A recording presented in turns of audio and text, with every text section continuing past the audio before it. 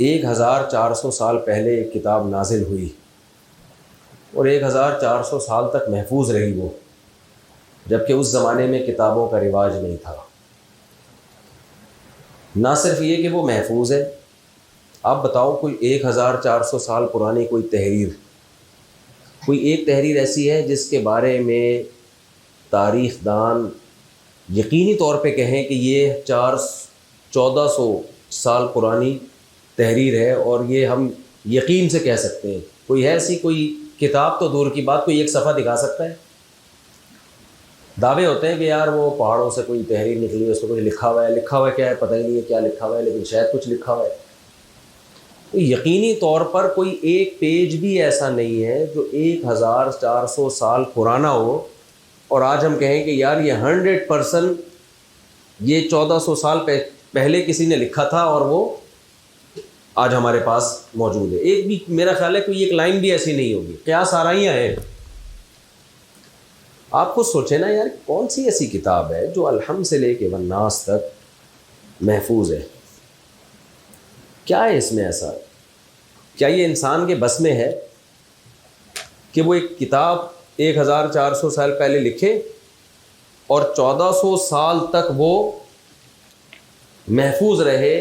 مسلمانوں کے اتنے فرقے بن گئے، اتنی لڑائیاں ہو گئیں، جائز ناجائز، رفع الیدین کرنا ہے نہیں کرنا ہے، آمین زور سے کہنی ہے آہستہ کہنی ہے، وہ دائرہ اسلام سے خارج، وہ دائرہ اسلام میں داخل، یہ حلال یہ حرام، وہ کہہ رہے کچھ لوگ ہیں پورے ٹنڈ کروا کے رکھتے ہیں، کچھ پٹے والے بال رکھتے ہیں، کسی کا ہے کہ داڑھی رکھو، وہ 20 قسم کے پھڈے۔ پگڑیوں میں اختلاف، ہری پگڑی پہننی ہے، وائٹ پگڑی پہننی ہے، پہننی بھی ہے کہ نہیں پہننی ہے۔ کچھ لوگ ٹوپی کے بھی قائل نہیں ہیں، ایسے بھی فرقہ ہے کہ ٹوپی نہیں پہننی ہے، ٹوپی صرف کرانی ہے، پہننی نہیں ہے۔ لیکن بھائی جتنے بھی مسلمانوں کے فرقے ہیں اس پہ سب متفق ہیں، قرآن یہاں سے شروع ہوتا ہے اور والناس پہ، الحمد سے شروع ہوتا ہے، والناس پہ ختم۔ کیا یہ نیچرلی خود بخود ہو سکتا ہے؟ یہ بھائی لڑ رہے تھے تو اس پہ بھی لڑ لیتے، کیا خیال ہے بھائی؟ اس کا مطلب یہ کوئی اور طاقت ہے جس نے اس پہ لڑنے، جملہ آپ لوگوں نے کمپلیٹ کرنا ہے، اس پہ لڑنے نہیں دیا، لڑائی ہونے نہیں دی اس نے۔ اس پہ وجہ اس کی ہے کہ اگر اس میں اختلاف ڈل جاتا ہے نا، پرابلم یہ ہوتی کہ پھر اللہ جو بندوں سے چاہتا ہے نا اسی میں بندے کنفیوز ہو جاتے ہیں کہ وہ ہم سے چاہتا کیا ہے۔ اور آپ قیامت کے دن کہہ سکتے تھے کہ اے اللہ میں نے ڈائریکٹ تو تجھے دیکھا نہیں، میرے پاس جو تیرا انٹروڈکشن پہنچا وہ آسمانی کتابوں کے ذریعے پہنچا، بائبل کے 20 نسخے تھے، پتہ ہی نہیں چل رہا تھا اس میں تیری والی کون سی ہے اور سچی مچی والی کون سی ہے۔ مولویوں کے پاس جاتا تھا تو ہری پگڑی والے الگ تھے، سفید والے الگ تھے، اور آج کل تو بڑے لبرل قسم کے مولانا بھی آ رہے ہیں، بالکل سوسائٹی کے حساب سے، یعنی بالکل ایسا لگتا ہے کہ مولانا ٹائپ کی چیز کوئی ہے بھی کہ نہیں ہے۔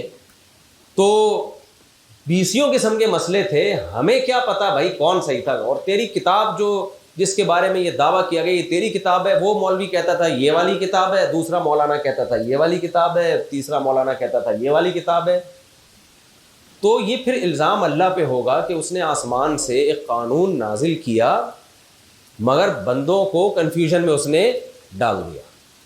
اس لیے اللہ نے کہا کہ جو بیس ہے نا، بیس جو میرا کلام ہے جس میں محمد صلی اللہ علیہ وسلم کے الفاظ بھی شامل نہیں ہیں، یعنی قرآن کی آپ حیثیت دیکھیں کہ نبی صلی اللہ علیہ وسلم نے شروع میں لوگوں کو قرآن لکھنے سے منع کیا، حدیث لکھنے سے منع کیا۔ ایسی صحیح حدیثیں ہمارے پاس موجود ہیں۔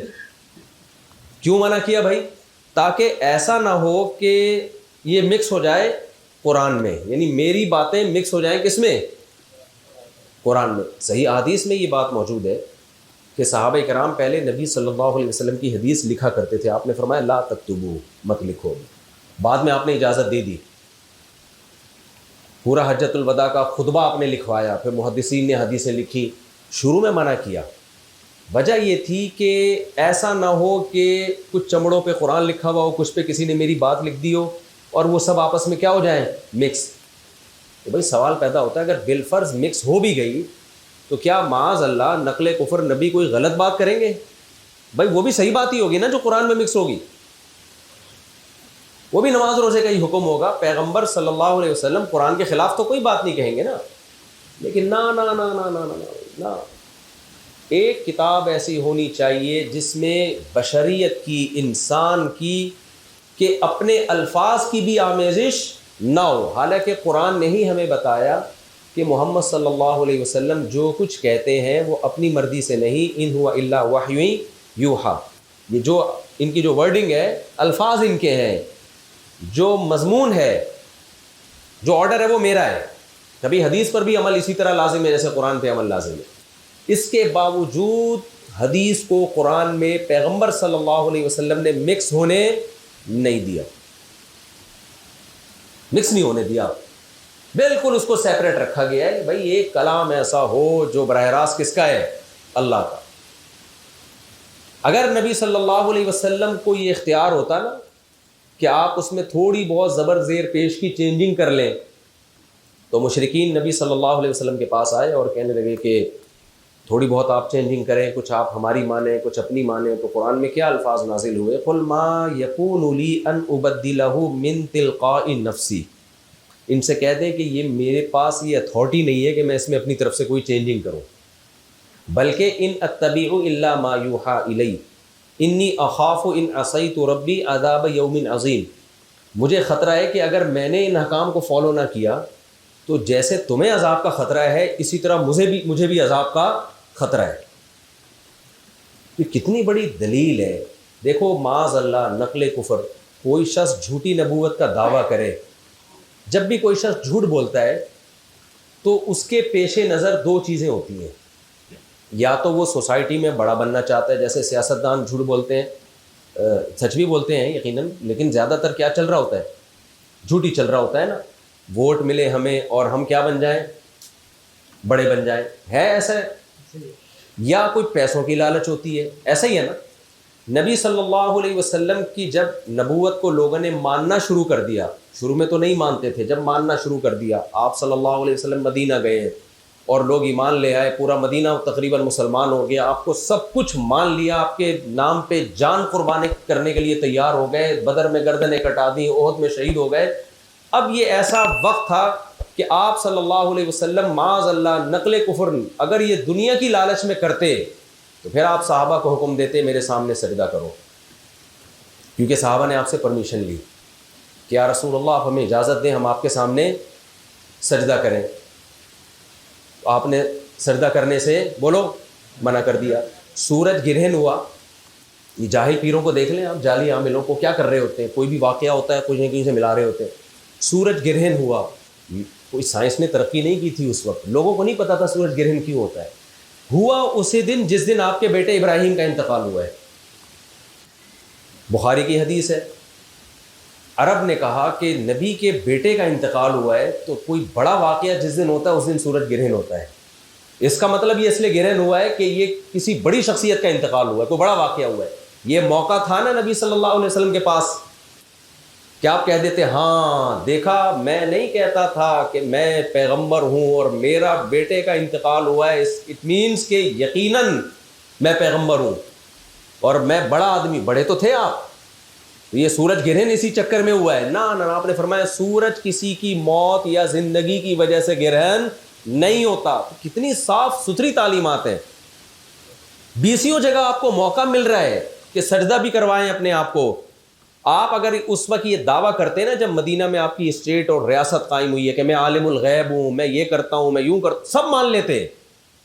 اپنی پوزیشن جو پہلے دن نبی نے بیان کی، انما انا بشر مثلکم، میں تمہاری طرح کا ایک انسان ہوں.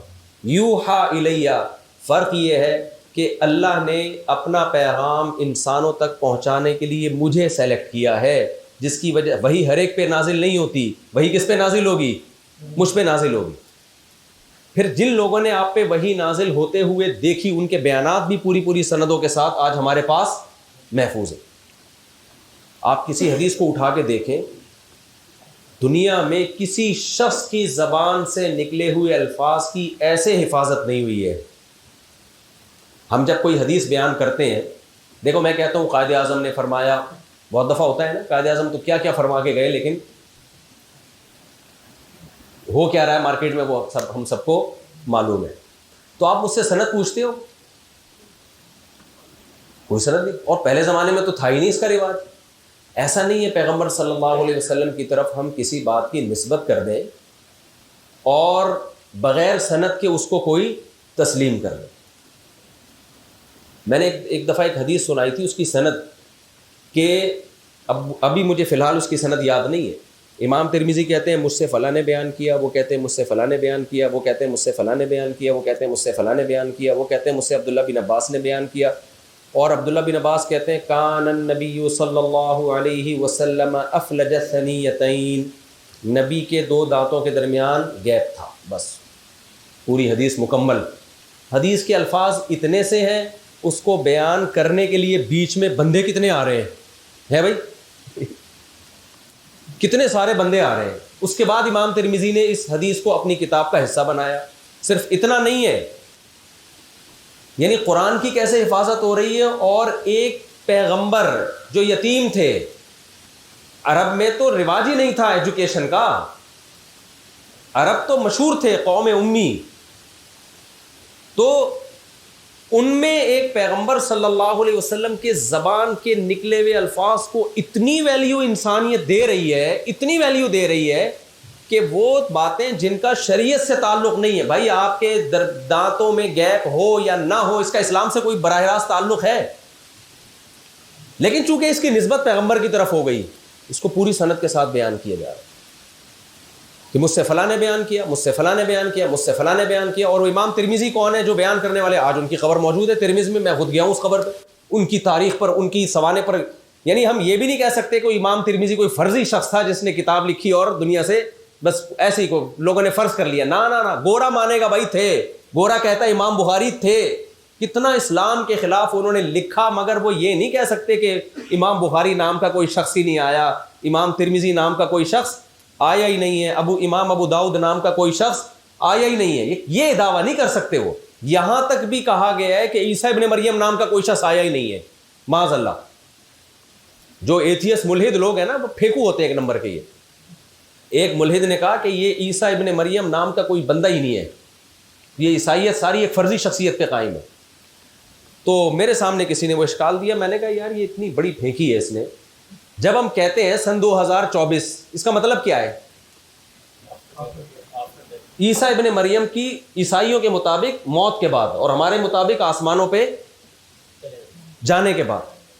تو جس شخصیت پر پوری دنیا کے سال کاؤنٹ کیے جا رہے ہیں, آپ اس کے وجود ہی کے منکر ہو, اس سے بڑی کوئی حماقت ہو سکتی ہے؟ نہیں, اے ڈی لگایا جاتا ہے تو اے ڈی کا مطلب ہوتا ہے عیسیٰ ابن مریم کے بعد. تو اللہ نے ان پیغمبروں کی ایسے حفاظت کی ہے نا کہ ان کے وجود اتنا یقینی بنا دیا ہے.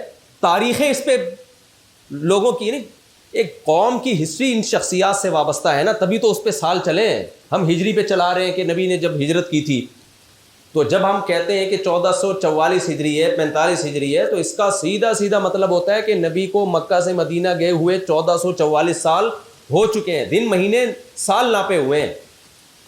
تو ایسی اللہ نے ان شخصیات کی حفاظت کی ہے. تو میں عرض کر رہا تھا کہ صرف اتنی سی بات کو محدثین نے بیان کیا کہ نبی کے دونوں دانتوں کے درمیان کیا تھا؟ خلا, گیپ تھا. تو اس کو کیسے امام ترمذی نے بیان کیا؟ آپ امام ترمذی کی قبر بھی جا کے دیکھ سکتے ہو, آپ امام ترمذی کی سیرت اٹھا کے دیکھو, اس دور میں ان لوگوں کا, ان کے دور کے لوگوں کا امام ترمذی کے بارے میں کیا تبصرہ تھا, کتابیں مل جائیں گی آپ کو. کوئی ایسی مبہم شخصیت نہیں ہے جن کے بارے میں کہا جائے یار مسلمانوں نے بیٹھ کے خود ہی فرض کر لیا. پھر امام ترمذی نے جس راوی سے بیان کیا, اس راوی کا نام کیا تھا, اس کی کنیت کیا تھی, آپ کو کتابوں میں تذکرہ ملے گا. ان کے بارے میں کیا کیا لوگوں نے, کس نے کیا کہا, ثقہ کہا, جھوٹا کہا, سچا کہا, قابل اعتماد کہا, کن کن سے انہوں نے علم حاصل کیا, ان کے شاگرد کون کون تھے. یعنی صرف ایک بات کو جس شخص نے بیان کیا نا کہ نبی کے دونوں دانتوں میں خلا تھا, اس بات کو بیان کر جن لوگوں نے بیان کیا, صرف اتنی سی بات, ان کی سیرت ہمیشہ کے لیے کتابوں میں محفوظ ہو گئی. وہ اب مبہم لوگ نہیں ہیں, ان کا نام, ان کی کنیت ہوتا ہے نا, اب عرب میں عادت تھی ابو, اور یہ عرب لوگ نہیں تھے, اجمی تھے. اور کمال کی بات ہے کہ بعض دفعہ کوئی شخص کسی قوم کی حفاظت کرتا ہے یا کسی کلچر کی اپنے کلچر کی بیس پہ. بھائی بعض دفعہ کوئی کلچر بچا چلا آ رہا ہوتا ہے تعلیمات کہ بھائی وہ ہمارا ایک کلچر ہے, تو ہم نے جیسے جاپانی اپنے کلچر کی حفاظت کرتے ہیں نا, لیکن اسلام کی حفاظت اجمیوں نے عربوں سے زیادہ کی ہے. امام بخاری اجمی تھے جنہوں نے حدیث پہ سب سے زیادہ کام کیا ہے. امام ترمذی اجمی ہے. امام بخاری کی قبر بخارا میں ہے, مکہ مدینہ میں نہیں ہے. میرا خیال ہے میں سمجھا نہیں پا رہا, میں ٹی وی میں تو نہیں آ رہا. امام ترمذی یہ ترمذ کی تھے بھائی. امام ابو حنیفہ جنہوں نے فقہ پہ سب سے زیادہ کام کیا کوفہ کے تھے, فارسی تھے, یہ پرشین.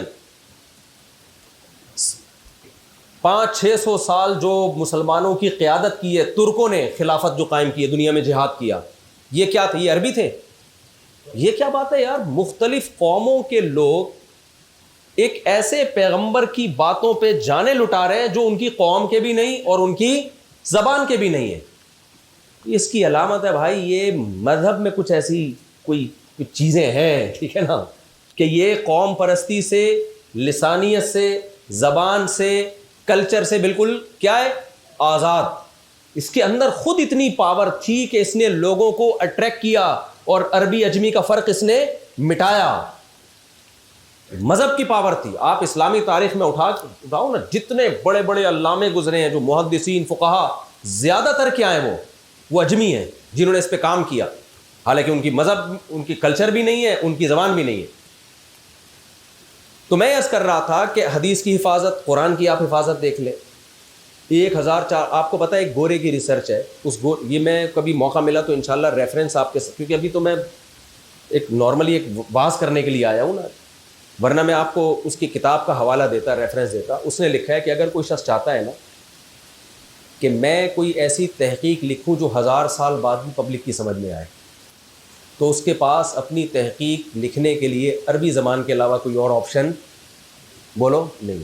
اس نے کہا یہ واحد زبان ہے جو 1000 سال پہلے بھی تھی, آج بھی 1000 سال بعد بھی ہوگی. ہر زبان چینج ہو جائے گی. آپ 100 سال پہلے کی انگلش اور آج کی انگلش کیا سیم ہے؟ ماہرین کہتے ہیں نہیں بھائی, اور ماہرین ہی کہہ رہے ہیں کہ 100 سال بعد وہ انگلش نہیں ہوگی جو مارکیٹ میں, ہو سکتا ہے مارکیٹ کا لفظ ہی مارکیٹ سے اسٹارٹ ہو جائے, عین ممکن. مارکیٹ کو پتہ نہیں کچھ اور کہا جانے لگے. لیکن آپ دیکھ لو 1400 سال پہلے جو عربی تھی آج ایز اٹ از اسی طرح محفوظ. ہم جب فقہ کی, میں جب مدرسے میں داخل ہوا نا, تو ہم پہلے اسکول کالج میں پڑھتے تھے, ہم جب کتاب پڑھتے تھے رائٹر دیکھتے 100 سال پہلے ہوتا, زیادہ سے زیادہ 50 سال پہلے کا ہوتا, یہی ہوتا ہے نا. لیکن میں نے مدرسے میں داخلہ لیا تو ہمارے سامنے پہلی کتاب آئی فقہ کی, ایک قدوری, ایک سیدھی سی کتاب ہے عربی میں. اس پہ ڈیٹ دیکھیے تو اس کے مؤلف تھے آج سے 1200 سال پہلے. ابے میں نے کہا 1200 سال پہلے اس کو لکھا گیا ہے, 1100-1200, مجھے پوری ایگزیکٹ ڈیٹ یاد نہیں, 1200 سال پہلے. پھر ایک اور کتاب ہم نے پڑھی وہ 1300 سال پہلے. امام محمد جو ابو حنیفہ کے شاگرد ہیں, تبع تابعین میں ان کا شمار ہوتا ہے, جو صحابہ کا دور, تابعین کا دور ابھی ختم ہوا تھا, ان کی 6 کتابیں ہیں جو اسلامک لا انہوں نے اس ٹائم پہ لکھا تھا. اور وہ کتابیں کتنے موضوعات پر ہیں. اس میں آپ کی فیملی سسٹم کے احکام, نکاح طلاق کے احکام, وراثت کے احکام, عدلیہ کے احکام, کہ جج کے کیا قوانین ہیں, حدود اور قصاص کے احکام, وراثت کے احکام, غیر مسلموں سے معاہدوں کے احکام. یعنی وہ کتابیں جو اس دور میں لکھی گئیں جس دور میں انگریز کہتا ہے کہ وہ انسانیت کا سیاہ ترین دور تھا, انسان اور وحشیوں اور جنگلیوں میں کوئی فرق نہیں تھا. ہم تو ماضی میں جتنا جائیں گے تو ایسے ہی نظر آئے گا نا. اس وقت ایک یتیم پیغمبر صلی اللہ علیہ وسلم ایک نظام دے کے جا رہے ہیں جو پوری دنیا میں نافذ ہے, عربی زبان میں لکھا جا رہا ہے, لوگ اس پہ شروحات لکھ رہے ہیں, کتابیں لکھ رہے ہیں, اور پوری دنیا میں کامیابی کے ساتھ عدالت میں اس کو, یعنی ملک اور لا کا قانون کا حصہ بنا کے اس کو نافذ کیا جا رہا ہے. اور وہ 1400 سال کامیابی سے چلا ہے. وہ کیا یہ ایک شخص کے بس میں ہے کہ وہ ایسا نظام دے کے چلا جائے؟ نہیں یاری, میرا خیال ہے بات 4 ہی ہے, سوری میری عادت پڑ گئی اصل میں. تو آج دیکھیں یورپ امریکہ میں بڑے بڑے ماہرین وہ کوئی قانون بناتے ہیں بیٹھ کے, 10 سال کے بعد ان کو لگتا ہے کہ یہ اس کا پروگرام کیا ہو گیا ہے, بڑھ گیا ہے, یہ غلط ہو گیا, اس کو چینج کرو. پھر 10 سال بعد چینج، پھر 10 سال بعد چینج ہوتے ہوتے پرانا والا ایسا لگ رہا ہوتا ہے جیسے ہم بیوقوف تھے 100 سال پہلے ان قوانین پر ہم گورنمنٹ کو چلا رہے تھے. محمد صلی اللہ علیہ وسلم نے حکومت چلانے کا، گھر چلانے کا، ہر طرح ہر عبادت کا ایک لا دیا ہمیں. آپ اسلامی تعلیمات تو دیکھو نا، کتنی چیزوں میں اگر آپ عبادت دیکھو، 2 طرح کے حکام ہوتے ہیں. ایک ہر مذہب میں 2 طرح کے حکام ہوتے ہیں. ایک آپ کا خالق اور مخلوق کا آپس میں ریلیشن کیسا ہونا چاہیے. دوسرا مخلوق کا آپس میں ریلیشن بولے کیسا ہونا چاہیے. پھر مخلوق کے آپس کے ریلیشن میں گھر کا ریلیشن کیسا ہونا چاہیے، اس کے کیا احکام ہے. ایک اسٹیٹ کا، اسٹیٹ میں کون سا لا نافذ ہوگا، پورے ریاست کن اصولوں پہ چلے گی. خالق اور مخلوق کے جو براہ راست احکام ہیں ان کو عبادت کہا جاتا ہے. ہر مذہب میں ہوتی ہے. ہندو جاتے ہیں مندر میں اپنے بتوں کے سامنے جھکتے ہیں. سکھوں کی عبادت کا ایک الگ طریقہ ہے، عیسائیوں کی عبادت کا ایک الگ طریقہ ہے. آپ اسلام کی نظام عبادت صرف ذرا دوسرے مذاہب سے اور دوسرے نظام سے کمپیئر کرو. ایتھیس اور جو ملحد لوگ ہیں، سیکولر لوگ ہیں، ان کے پاس خالق اور مخلوق کے رشتے کا تو کوئی تصور سرے سے ہے ہی نہیں. انہوں نے تو ایک لمبی پھینک دی کہ خالق ہے ہی نہیں. یعنی اتنا بڑا بلنڈر کیا کہ انہوں نے یہ مان لیا کہ خدا ہمیشہ سے کیسے ہو سکتا ہے، یہ سمجھ میں نہیں آ رہا. لیکن اس سے بڑی حماقت مان لی کہ کائنات ہمیشہ سے ہے. یعنی ایک عجیب سی بات ہے نا. میں ایک چھوٹا سا واقعہ سناتا ہوں نا آپ کو. میرا بھی ایتھیزم کے خلاف بیان کرنے کا موڈ نہیں ہے ابھی تو میں، لیکن یہ بیچ میں آ گیا ہے تو جیسے عامل اگر کہیں آ جائے نا بیچ میں تو میں رگڑتا ہوں لازمی. کوئی بھی جن چڑیل بھوت بھگانے والا میرے بیان کے دوران اس کا کسی سے کہیں سے بھی تذکر آ جائے تو میں 2-4 دفعہ اس کو برا بھلا کہتا ہوں، کیونکہ میرے اس سے مجھے کافی وہ ملتی ہے، مجھے انرجی ملتی ہے کافی اس سے. تو ہمارے ایک دوست نے، انہوں نے بتایا کہ میرے پروفیسر نے مجھے کہا، وہ ایتھیسٹ تھے، مجھے کہا کہ یار گاڑی کے ایکسیلریٹر پہ جب میں پاؤں رکھتا ہوں تو وہ چلتی ہے، بریک پہ پاؤں رکھتا ہوں تو وہ رکتی ہے، تو خدا کہاں ہے. یعنی ہر کام کسی لاجک سے ہو رہا ہے نا بھائی، ہر کام کی ایک لاجک ہے. بریک لگاؤ گے تو رکے گی، ایکسیلریٹر پہ پاؤں رکھو گے تو چلے گی. خدا کو تو میں جب مانوں کہ جب بریک پہ پاؤں رکھوں تو چلے اور ایکسیلریٹر پہ پاؤں رکھوں تو خدا اس کو روک دے. یہ تو ہر کام لاجک سے ہو رہا ہے. جب ادھر اسپیڈ پہ پاؤں رکھو تو چلے گی، بریک پہ پاؤں رکھو تو رکے گی. میں نے کہا آئندہ اپنے، وہ کہتے ہیں میں تو لاجواب ہوں. ہمارا شاگرد مجھے کہیں گے میں تو پروفیسر صاحب کی بات سن کے لاجواب ہو گیا، میرے پاس کوئی جواب ہی نہیں تھا. اچھا یہ صاحب ہوئے بھی مسلمان تھے. تو میں نے ان سے کہا آئندہ آپ کے پروفیسر صاحب کہنا کہ گاڑی پہ پاؤں رکھتے ہیں تو ہم چلتی ہے، بریک پہ پاؤں رکھتے ہیں تو ہم وہ گاڑی رکتی ہے، تو خدا کہاں ہے. میں نے ان سے بولو کہ گاڑی اگر رکی ہوئی ہے، اس کی کنڈیشن کو چینج کرنے کے لیے، اس کی ایک کنڈیشن ہے رکی ہوئی حالت میں، اس میں موومنٹ پیدا کرنے کے لیے موور کی ضرورت ہے اور روکنے کے لیے اسٹاپر کی ضرورت ہے. تو کیا وہ گاڑی جو ایک حالت سے دوسری حالت میں چینج نہیں ہو رہی چینجر کے بغیر، وہ پیدا ہو سکتی ہے کریٹر کے بغیر؟ نہیں آئی میرے خیال میں. یعنی اس کائنات میں نیوٹن کہہ کے گیا، میں نہیں کہہ رہا. ابھی میرا نا زیادہ تر ٹاکرا سیکولر لوگوں سے ہوتا ہے. کچھ دن پہلے ایک نے پھینک دی کہ خواتین کو بس پڑھاؤ، شادی وادی نہ کراؤ. میں نے کہا یار آپ کی اماں بھی پڑھتی شادی نہ کرتی تو آپ جیسے نمونے پیدا نہ ہوتے. ان کو بھی پڑھائے دیتے. نیوٹن کی اماں پڑھتی رہتی تو نیوٹن پیدا ہوتا. نیچر سے تو بغاوت مت کرو، فطرت سے تو بغاوت مت کرو. تو سب کچھ پڑھائی ہی تھوڑی ہے. میں آؤں گا شادی پہ، آخر میں آؤں گا، ابھی نہیں. نوجوان خوش ہو جاتے ہیں جیسی شادی کی بات ہوتی ہے. تو چینجر کے بغیر چینجنگ نہیں ہو سکتی. تو کریشن کا عمل کریٹر کے بغیر ہو سکتا ہے کیا؟ کریشن زیادہ مشکل چیز ہے. اس میں آپ نے کہا دھماکے سے بڑام سے خود بخود ہو گیا. میں اس کا مخالف نہیں ہوں دھماکے کا، لیکن وہ دھماکہ کیا گیا ہے بھائی، خود بخود نہیں ہوا. وہ کسی بہت ذہین دماغ نے وہ دھماکہ کیا ہے. اتنے ڈسپلن کے ساتھ دھماکہ ہوا ہے کہ وہ آپ زیادہ اس کی سائنس کے اسٹوڈنٹس ہیں آپ میں سے بہت سارے لوگ، آپ اس دھماکے کی ڈیٹیل زیادہ جانتے ہوں گے کہ وہ بھائی تھوڑا سا بھی اس میں ڈس بیلنس ہو جاتا نا تو ہم اور آپ وجود میں نہیں آتے. ہماری ایسی کی تیسی ہو جانی تھی. ویسے بھی دھماکے سے چیزوں کی ایسی کی تیسی ہی ہوتی ہے، مینجمنٹ پیدا نہیں ہوتی ہے. کون سا دھماکہ ہے یار جو اتنی تمیز سے ہوا ہے کہ وہ ایسے تو ہوتے رہے روزانہ دھماکے؟ کیا خیال ہے؟ ہم تو پناہ مانگتے ہیں اللہ بس ایک ہی دفعہ جو دھماکہ ہوا تھا نا دوبارہ وہ والا دھماکہ نہ ہو. تو میں آپ سے عرض کر رہا تھا کہ آپ اسلام کے سسٹم کو دیکھو. جو ایتھیس لوگ ہیں ان کے پاس تو, جو سیکولر حکومت ہیں ان کے پاس خالق اور مخلوق کے کیا حقوق ہیں, ان کا ریلیشن کیسا ہونا چاہیے, اس کے بارے میں سرے سے تعلیمات ہے ہی نہیں. انسانی زندگی کا آدھا چیپٹر تو انہوں نے یہیں سے کلوز کر دیا. اور جو دیگر مذاہب ہیں ان کے پاس نظام دیکھو, ان کی عبادات کو آپ اسلامی عبادات سے کمپیئر کر کے دیکھو. کیا کوئی نماز جیسی عبادت دنیا میں کسی مذہب والے کے پاس ہے؟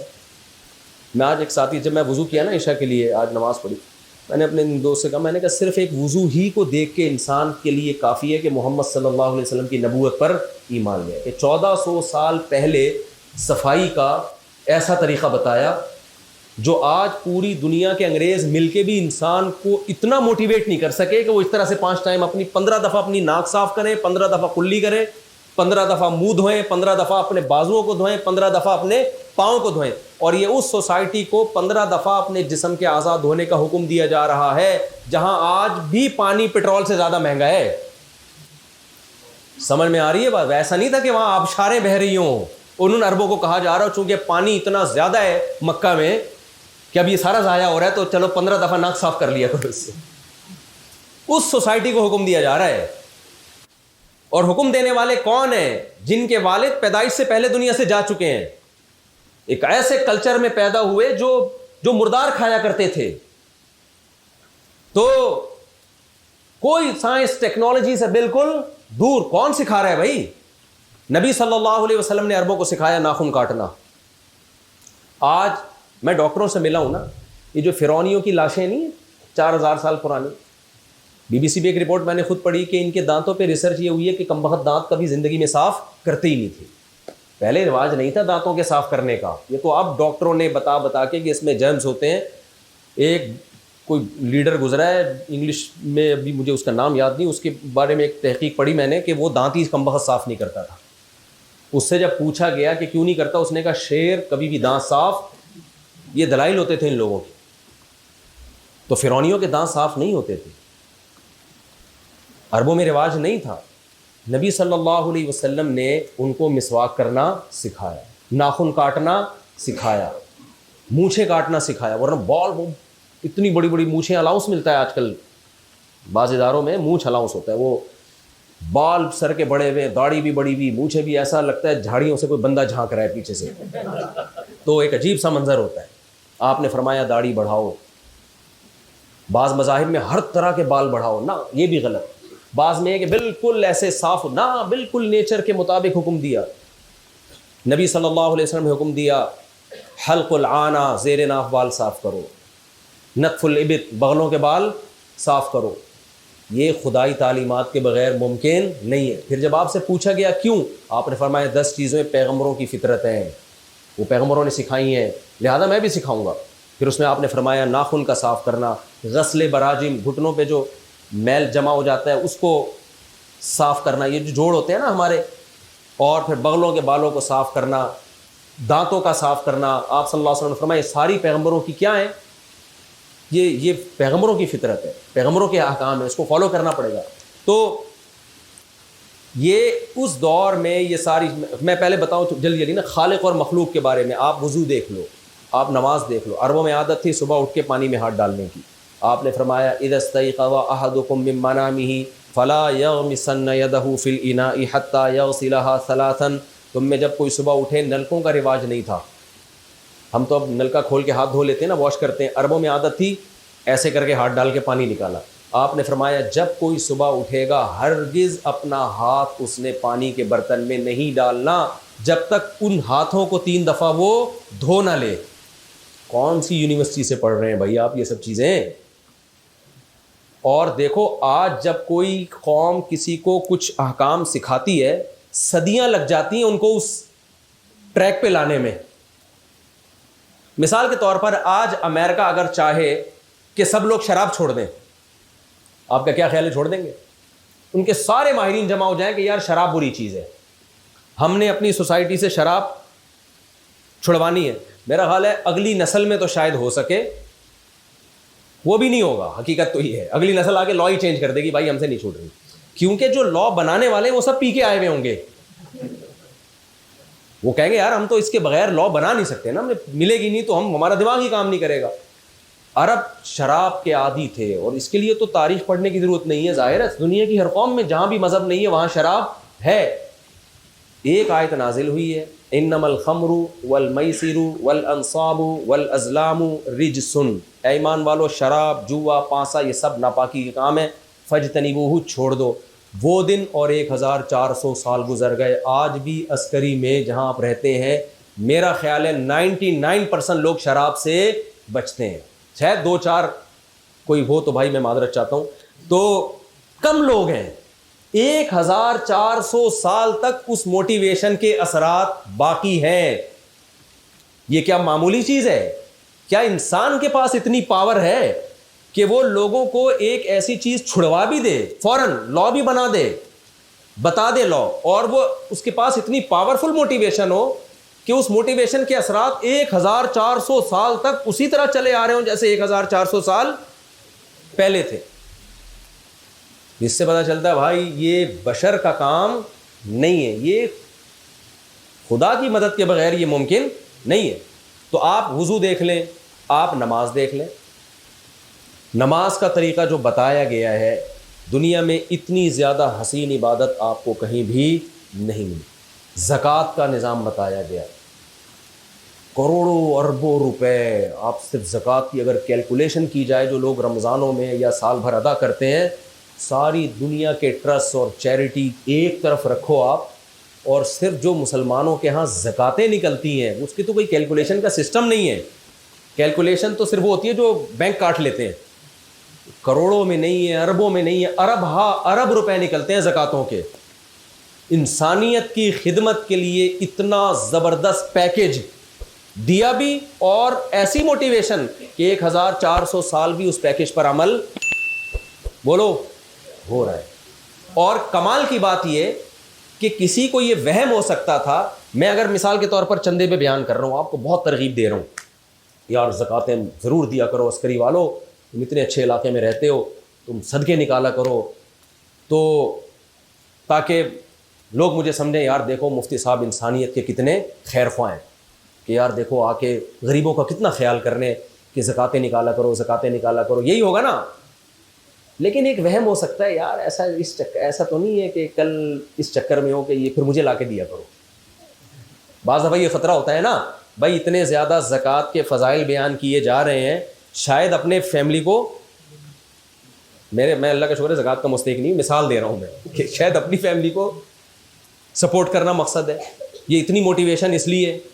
لیکن کمال کی بات یہ پیغمبر نے اتنا زکوٰۃ کو بیان کیا, جو زکوٰۃ نہیں دیتے جہنم میں کس طرح ان کو عذاب دیا جائے گا, یہی سونے چاندی سے ان کو داغا جائے گا, قیامت تک اپنی نسل پہ زکوٰۃ لینے کو حرام قرار دے دیا. سید کو زکوٰۃ دو, سرے سے ادا ہوتی نہیں. یہی بات میرا خیال, یعنی آ گئی بات الحمدللہ. یعنی آپ کی آل اولاد, سیدہ فاطمہ کی آل اولاد, حضرت علی کی آل اولاد, حضرت عباس کی آل اولاد, جو آپ کے کزن ہیں وہ بھی, آپ کی اپنی بیٹی بھی, قیامت تک یہ نہیں کہ ان کو زکوٰۃ دینا جائز ہی نہیں ہے, زکوٰۃ دی تو ادا نہیں ہوگی, آپ کے ذمہ فریضہ رہ جائے گا. یہ وہم بھی ختم کر دیا کہ بھائی یہ میں معاذ اللہ کوئی اپنے خاندان کے لیے کر رہا ہوں, یہ دوسروں کے لیے ہے. اور پھر اس پر عمل کیسا ہوا ہے. آپ مسلمانوں کے تہوار دیکھ لو, دنیا میں ہر مذہب والوں کے اپنے کچھ تہوار ہوا کرتے ہیں. ہندوؤں کی ہولی ہوتی ہے, عیسائی کرسمس پہ جو کچھ کرتے ہیں ان کی ایک عید ہوتی ہے. مسلمانوں کے پاس 2 عیدیں ہیں. آپ مسلمانوں کے تہوار جیسا تہوار کسی مذہب سے لا کے دکھا دو. پہلی بات, تہوار کا وقت صبح رکھا گیا ہے, رات نہیں, کیونکہ رات میں جب آپ خوشیاں مناتے ہو تو شراب کباب کی طرف آپ کا دل زیادہ مائل ہوتا ہے. ہماری عید الفطر, عید الاضحیٰ رکھی گئی صبح کے وقت میں. سمجھ میں آ رہی ہے بات کہ نہیں آ رہی؟ کس وقت رکھی گئی ہے؟ صبح. اس میں نماز رکھی گئی ہے, تمیز سے ابتدا ہوگی تاکہ شراب کباب کی طرف تمہاری کھوپڑی, سوری آپ لوگ عسکری والے لوگ ہیں, تمہارا دماغ نہیں جائے. تو اس طرف جائے گا ہی نہیں. یہ مذہبی تہوار سمجھ کے ہی اس کو مناؤ گے, تم غلط چیزوں کی طرف نہیں جاؤ گے. صبح کے وقت رکھے گئے ہیں تہوار. دوسری بات یہ نیچرل خوشی کے تہوار ہیں. ہندو ہولی مناتا ہے کس بات کی خوشی؟ کہتے ہیں بس ہماری خوشی کا دن ہے. بھائی خوشی کا کوئی سبب ہو تو خوشی ہوتی ہے. میں فہد بھائی سے کہتا ہوں فہد بھائی خوش ہو جاؤ, فہد بھائی تھوڑا سا مسکرائے گا, یوں کرے گا, یہ کوئی نیچرل خوشی ہوگی؟ میں فہد بھائی سے کہہ دوں کہ نہیں کہہ رہا میں کیونکہ وہ خواتین بیان سن رہی ہیں, تو میں ایک مثال دینا چاہ رہا تھا جو میں نہیں دوں گا, لیکن میں دینا یہ چاہ رہا تھا کیونکہ کہ بھائی آپ کے لیے اچھا رشتہ میں نے دیکھ لیا ہے. ایک مثال دے رہا ہوں لیکن دیکھا نہیں ہے, میں جھوٹ بول رہا ہوں. تو پھر جو ان کی ایک دم باچھیں کھلیں گی وہ کسی وجہ سے خوشی ہے نا. کیا خیال ہے بھائی؟ عیسائی کہتے ہیں 25 دسمبر کو عیسیٰ علیہ السلام پیدا ہوئے. کہتے ہیں, میں اس بحث میں نہیں پڑھ رہا کہ واقعی اس دن پیدا ہوئے نہیں ہوئے, فرض کرو ہوئے ہیں, تو اب وہ تو 2000 سال پہلے پیدا ہوئے ہیں نا, آج تھوڑی پیدا ہو رہے ہیں جو آپ کو خوشی ہو رہی ہے. یہ نیچرل نہیں ہے. لیکن مسلمانوں کو جو تہوار دیے گئے ہیں اس میں 2 خوشیاں ہوتی ہیں, جسمانی بھی اور روحانی. 1 مہینہ روزے رکھوائے جاتے ہیں, پھر 1 مہینے کے بعد جب آپ کھانے پینے سے اجتناب کرتے ہیں, نہ اس میں پان کھایا, نہ گٹکا کھایا, نہ نسوار, نہ استغفر اللہ چرس پہ آ رہا تھا میں, تو اب کیونکہ جو سوسائٹی میں ہو رہا ہے میں تو وہی بتاؤں گا نا. تو 1 مہینے بعد جب آپ کو چھٹی ملی, خود بخود خوشی ہوتی ہے کہ نہیں ہوتی انسان؟ یار کل سے ہم نارمل روٹین کے مطابق کھانا شروع کریں, صبح 8 بجے ناشتہ کریں گے, چائے پئیں گے, آفس میں جائیں گے چائے پئیں گے, جو بھی ہماری, کیونکہ سارا دن بھوکا پیاسا رہنا بہرحال انسان کو ڈسٹرب کرتا ہے. پائلٹوں کو روزہ نہیں رکھنے دیا جاتا.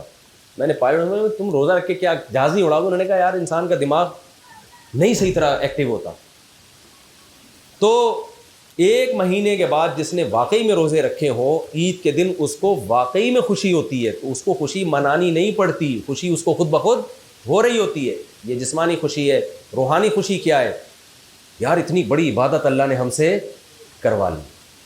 تو مسلمان تو خوش ہوتا ہے نا کہ اللہ ہم سے راضی ہو رہا ہے, اللہ ہم سے خوش ہو رہا ہے. یار اتنی بڑی ایک ذمہ داری اللہ نے پوری, اسلام کا ایک رکن ہے رمضان, روزہ, وہ رکن پورا کروا دیا.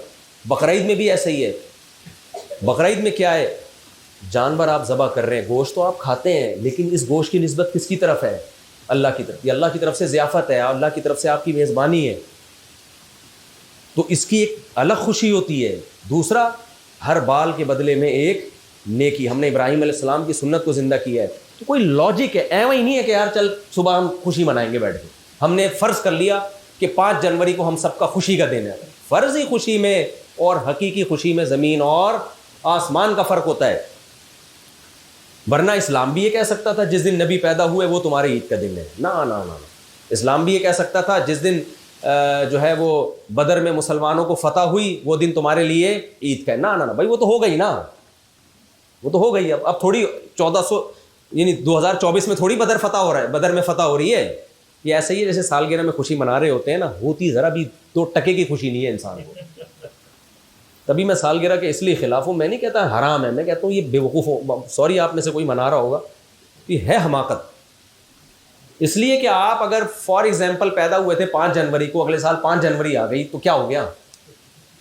یعنی آپ تو اور بڑھاپے کے قریب چلے گئے, آپ تو قبر کے قریب چلے گئے. تو آپ خام خواہ تکلف کر کے کیک کاٹ رہے ہیں, کھلا رہے ہیں. تو کوئی خوش ہونے کی چیز پہ انسان خوش ہو. تو ایسی چیز جس پہ اندر سے خوشی نہیں ہو رہی ہے, اندر سے یہ ہو رہا ہے یار تھوڑا دیر سے یہ والا دن آتا تو زیادہ اچھا تھا. کیا خیال ہے؟ 40 سال کے تھے تو 40 ہی کے رہتے, 41 کے بلا وجہ ہو گئے. تو یہ گوروں کی نا تکلفات ہیں کچھ, کہ ان کو تو خوشی کے لیے کچھ کرنا پڑتا ہے ان کو خوش ہونے کے لیے. تو آپ اسلام کا عبادت کا نظام دیکھیں, آپ اسلام کا رمضان کا نظام دیکھیں. رمضان کا آپ دیکھ لو, آج ڈاکٹر جب آپ کو کہتا ہے 1 وقت کا کھانا چھوڑ دو آپ کی صحت اچھی ہو جائے گی, کوئی چھوڑتا ہے؟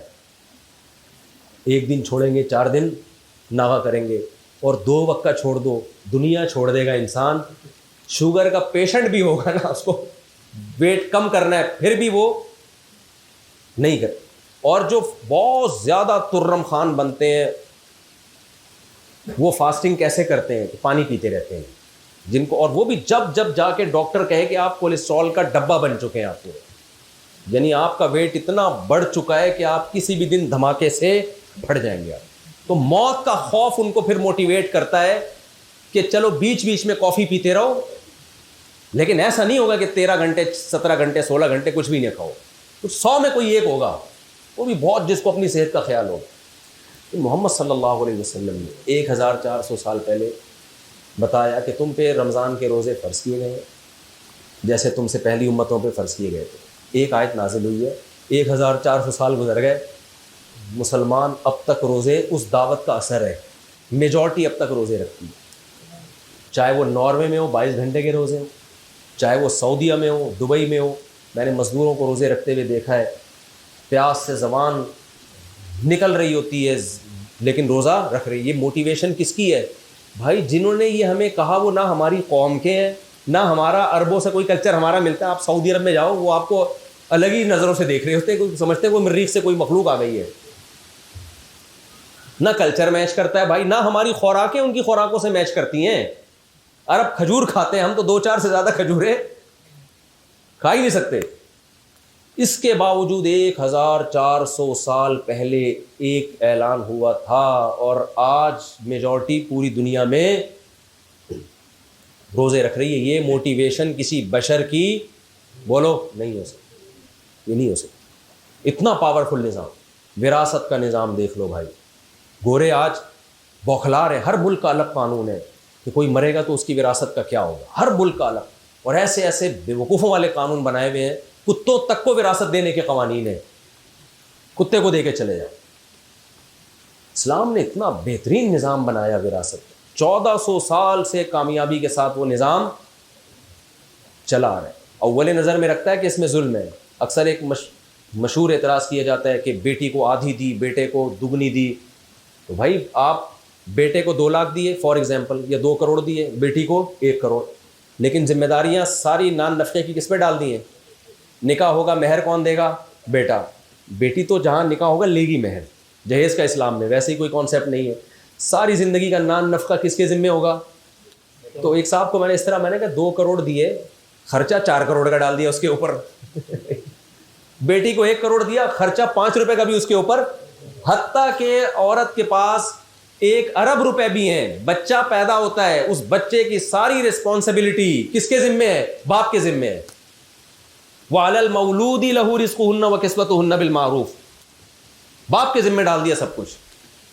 تو بچیوں کو زندہ دفن کیا جاتا تھا، کس قدر بچیوں کو، یعنی آج انسانی حقوق کی تنظیمیں بنتی ہیں نا، سارے حقوق ایک تنظیم کے ذمہ نہیں ہوتے. جانوروں کی الگ بنی ہوئی ہے، خواتین کی الگ بنی ہوئی ہے، بچوں کے حقوق کی تنظیمیں الگ بنی ہوئی ہیں.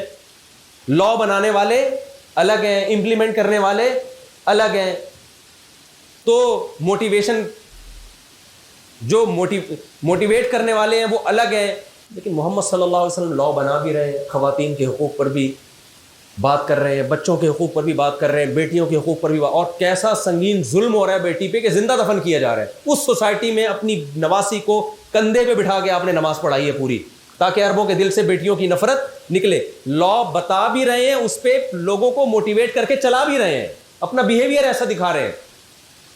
آپ نے یتیم خانے بہت دیکھے ہوں گے، یتیموں کے حقوق پر تقریریں بہت سنی ہوں گی، لیکن محمد صلی اللہ علیہ وسلم نے یتیم کے حقوق کو جس طرح سے بیان کیا، یہ بھی ایک سوسائٹی کا حصہ ہے نا. اور پھر بیوہ عورت سے نکاح کر کے ان کے یتیم بچے پالے، اور پالے اس کنڈیشن میں کہ خود آپ کے گھر 40 دن چولہا نہیں جلتا، اتنی غربت میں، اور خرچہ بڑھا لیا اپنا. تو آپ کوئی ایک پہلو ہو بھائی جس پہ نبی صلی اللہ علیہ وسلم پہ کوئی انگلی اٹھائے، سارے ہی کام کر رہے ہیں. پھر جنگ میں کمانڈر بھی ہیں، سیاست بھی، صلح حدیبیہ میں سلو کر رہے ہیں کہ بھائی ابھی جنگ ٹالنا کیا ہے، ابھی جنگ ٹالنے میں فائدہ زیادہ ہے. کہاں جنگ کرنے میں فائدہ ہے وہاں جنگ کی جائے گی، کہاں جنگ ٹالنے میں فائدہ ہے وہاں جنگ کو ٹالا جائے گا. نبی صلی اللہ علیہ وسلم مکہ میں 40 سال گزارے، جو پوری دنیا سے کٹی ہوئی دنیا تھی، اور مدینہ جاتے ہی خط لکھا جا رہا ہے فارس اور روم کے بادشاہ کے نام. اس کا مطلب اتنا بڑا ویژن ہے بھائی. آپ کا ابھی مدینہ پہ پورا کنٹرول ہوا نہیں ہے، اور آپ لیٹر کس کو لکھ رہے ہیں؟ روم اور فارس کی وہ سلطنتیں جو اس زمانے کے رشیا اور امریکہ تھے. تو یہ ساری چیزیں میرے بھائی ایسا ہی نہیں ہے، یہ ایسا ہی نہیں ہے کہ اللہ قیامت کی دن ہمیں ایسی چھوڑ دے گا. تم اسلام کو فالو کرتے تھے چلو ٹھیک ہے، نہیں کرتے تھے چلو پھر بھی کیا ہے ٹھیک ہے. نہ اللہ نے محمد صلی اللہ علیہ وسلم کو جب پیغمبر بنایا اور قرآن کو اپنی آخری کتاب بنایا تو دلائل سے نہیں بلکہ براہین قاطعہ، عربی میں برہان کہتے ہیں دلیل سے اوپر کی چیز کو. جیسے آپ کا کیس کورٹ میں چل رہا تھا، آپ نے کہا بھائی فلاں نے میرے 1 کروڑ روپے کھائے ہوئے ہیں. کورٹ نے کہا کیا دلیل ہے؟ آپ نے غفار بھائی کو لے آئے، ستار بھائی کو لے، دیکھو سب کہہ رہے ہیں اس نے میرے 1 کروڑ کھائے ہوئے. یہ ہے دلیل. اور برہان کیا ہوگی؟ آپ پوری ویڈیو دکھا دیں، یہ دیکھیں کھا رہے ہیں جج صاحب، یہ کیا کر رہے ہیں؟ کھا رہے ہیں. اس کے بعد جج بولے بھائی اب میرے پاس، اب میں کچھ نہیں کہہ سکتا. تو اللہ نے اسلام، قرآن اور پیغمبر کے برحق ہونے پر، یہ ٹاپک بہت لمبا ہے، میں اس پہ بہت کچھ بول سکتا ہوں لیکن ابھی وقت بہت زیادہ ہو جائے گا. یہ صرف ایک رخ پہ سوچنے کا آپ کو میں موقع رخ پہ ڈال رہا ہوں. کبھی اس رخ سے بھی اسلام پہ آپ اسکالرس کو نہ دیکھیں آڑے ترچھی تقریریں، وہ کافر، وہ فلانا، اور وہ جو آج کل چل رہے ہیں مارکیٹ میں، وہ کوئی ناچ رہا ہے، کوئی قوالیاں کر رہا ہے، کوئی کرنٹ والے بابا. آج کسی نے مجھ سے پوچھا کہ کرنٹ والے بابا آئے ہوئے ہیں مارکیٹ میں، تو وہ کرنٹ لگاتے ہیں تو کرامتوں کے جھوٹے قصے، وہ غوث پاک وہاں پہنچے تھے چاند پہ اور امریکہ آج پہنچ رہے، غوث پاک پہلے پہنچ چکے تھے. یہ تو ہم لوگوں کی وہ مسائل ہیں نا، صحیح ہے نا، مذہبی لوگوں کے مسائل ہیں. میں بات کر رہا ہوں کس کی بھائی؟ اسلام کی، قرآن کی، پیغمبر صلی اللہ علیہ وسلم کی. آپ جب ان کی تعلیمات دیکھیں گے، سنیں گے، آپ کو خدا کی قسم انسانیت کا خیر خواہ محمد صلی اللہ علیہ وسلم اور قرآن سے زیادہ کوئی نظر نہیں آئے. آج غیر مسلموں کا مسئلہ پتہ ہے کیا ہے؟ آپ جس کلچر کو فالو کر رہے ہیں، بس آخری بات کر کے اپنے بیان ختم کرتا ہوں. آج ہماری جو ینگ جنریشن ہے وہ مانتی ہے مغرب کو، ویسٹ کو. یار وہ اتنے زبردست ہیں، اگر وہ ناکام ہوتے تو وہ چاند پہ کیوں پہنچتے؟ آج بھائی وہ اگر غلط ہوتے تو ان کی سڑکیں اتنی صاف کیوں ہوتی؟ وہ اگر غلط دین پر ہوتے، غلط رخ پر ہوتے تو ان کے ڈاکٹر اتنے ماہر کیوں ہوتے؟ اتنا ڈسپلن ان میں کیوں ہوتا؟ آپ تصویر کو ایک رخ سے دیکھ رہے ہو، آپ دوسرے رخ سے تصویر کو دیکھیں. پہلے آپ نے خود سے اچھائی اور برائی کا کرائیٹیریا ایک خود آپ نے گڑھا ہے، پھر ہر ایک شخص کو آپ اس پہ ناپنے کی کوشش کر رہے ہیں. آپ اس کو یوں بھی کہہ سکتے تھے، وہ اگر اتنے اچھے ہوتے تو خدا کا انکار بولو نہ کرتے. سب سے پہلے کون ہے بھائی؟ وہ اگر اتنے اچھے اخلاق والے ہوتے تو ان کے ابا اولڈ ہاؤس میں ٹائم نہ گزارتے. وہ اگر اتنے اچھے ہوتے تو بوڑھی اماں اولڈ ہاؤس میں آپ کیا اپنی اماں کو اولڈ ہاؤس بھیج سکتے ہو؟ میں بہت دفعہ یہ واقعہ میں نے سنا ہے، بہت دفعہ دوبارہ سنا رہا ہوں. ہو سکتا ہے پرانے لوگ بور ہو جائیں، لیکن یہ بڑی عبرت والا واقعہ ہے. اس سے آپ کو صحیح سمت میں سوچنے کا موقع ملے گا. دیکھو ہم اگر خراب ہے نا، ہمارے گٹر کے ڈھکن نہیں ہے، یہ اسلام کا قصور نہیں ہے، یہ ہمارے حکمرانوں کی کرپشن ہے. تو حکمرانوں کی کرپشن کو اسلام کے کھاتے میں کیوں ڈال رہے ہو بھائی؟ اور ان کے ہاں اگر کوئی خوبی ہے تو اس لیے نہیں کہ وہ مسلمان نہیں ہیں، بلکہ جو انہوں نے لا بنایا، جو سسٹم بنایا، اس کو مضبوطی سے نافذ کیا ہے. باقی اگر ان کے پاس اسلام ہوتا تو جو خرابیاں اس سوسائٹی میں ہیں وہ نہیں ہوتی، اور ہمارے پاس اسلام نہ ہوتا تو ہم جتنے خراب ہیں نا اس سے 20 گنا زیادہ خراب ہوتے ہیں. ہمارے یہاں تو 2-4 جو گٹروں کے ڈھکن بچ گئے وہ اسلام کی وجہ سے بچے ہوئے ہیں.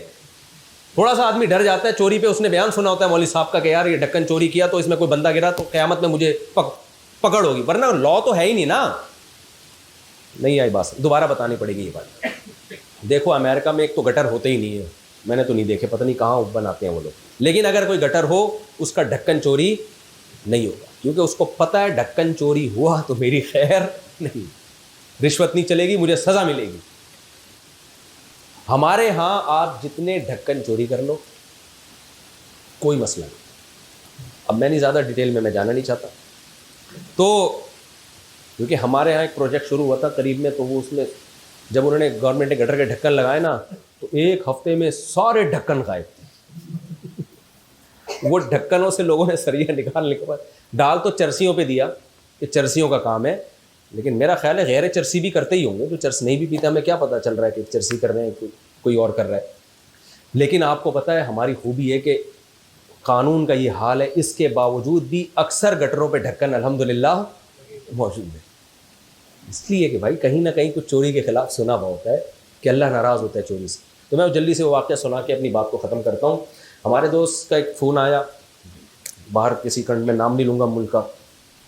انہوں نے کہا مفتی صاحب میں نے اپنے والد کو کراچی سے علاج کے لیے یہاں بلایا ہے ویسٹ میں، کیونکہ پاکستان میں بوڑھوں کا علاج صحیح نہیں ہوتا، بوڑھوں کی کیئر کرنے والا کوئی نہیں ہوتا. یہ پاکستانی ایسے، یہ ہم لوگ برے ہیں، یہ انگریز ہم سے اچھے ہیں، یہاں بوڑھوں کی کیئر بہت اچھی ہوتی ہے یہاں کے ہسپتال. حالانکہ وہ ماشاءاللہ بڑے متشرع داڑھی والے، لیکن تعریفیں کس کی کر رہے ہیں؟ بیسٹ. یار یہ لوگ ہیں، بوڑھوں کی کیئر ہوتی ہے اسپتالوں میں، عزت ملتی ہے. کیا حال ہے بڈھوں کا. یہ مسلمان صرف کلمہ نہیں پڑھا انگریز نے، ورنہ حقیقت یہ ہم سے اچھے لوگ ہیں. میں نے کہا اچھی بات ہے. کہہ رہے ہیں اس لیے میں اپنے ابا کو کہاں بلا رہا ہوں؟ بیسٹ میں بلا رہا ہوں اپنے خرچے پہ. میں نے کہا جو نرس آپ کے ابا کی اتنی اچھی کیئر کر رہی ہے، آپ اس سے کہیں کہ اپنے ابا کی بھی کبھی کی ہے. نہیں آگے میرا خیال ہے بات.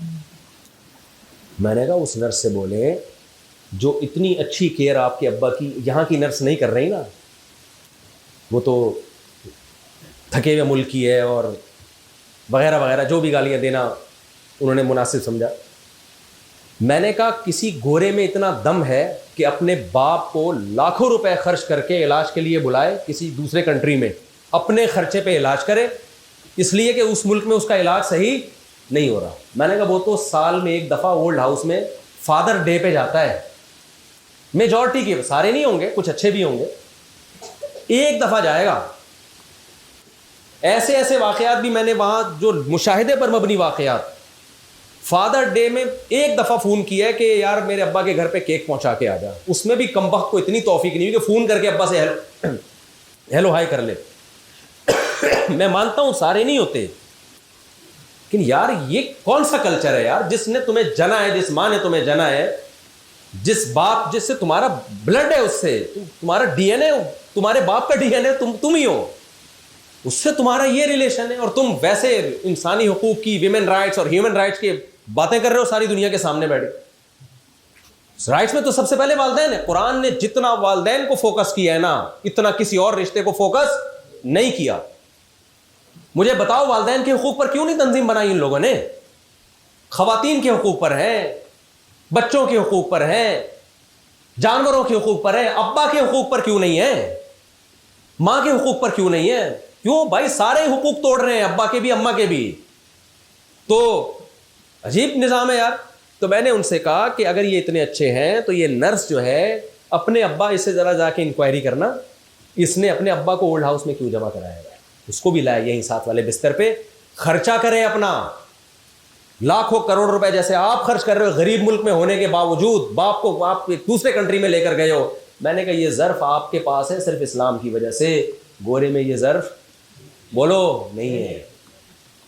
تو سسٹم کی خوبی کو آپ غیر مسلم کے کھاتے میں مت ڈالو، اور ہماری خرابیوں کو آپ اسلام کے کھاتے میں مت ڈالو. میں نے کہا اگر آپ غیر مسلم ہوتے نا، یا اس ملک میں آپ یہ ابا کے لیے اتنی ہمت آپ نے نہیں کرنی تھی کہ آپ کروڑ روپے خرچ کر کے ابا کو علاج کیا. آپ کہتے ہیں گورنمنٹ کی رسپانسبلٹی ہے، مجھ سے ٹیکس لیا ہے نا گورنمنٹ نے، وہ خرچ کریں. تو بات میں ختم کرتا ہوں، سمیٹتا ہوں. تو 1400 سال پہلے بھائی پورا ایک نظام دیا ہے رسول اللہ صلی اللہ علیہ وسلم نے، کتاب دی ہے جسے قرآن کہا جاتا ہے. آپ اس کے حکام اٹھا کے دیکھو، اس میں انسانوں کے حقوق ملیں گے، جانوروں کے حقوق ملیں گے آپ کو. آج جانوروں کے حقوق پر بات ہوتی ہے، نبی نے چیونٹیوں تک کے حقوق بیان کیے. صحیح مسلم کی حدیث ہے، آپ صلی اللہ علیہ وسلم نے فرمایا کہ ایک نبی کو ایک چیونٹی نے کاٹا تو نبی نے تمام چیونٹیوں کو جلا دیا.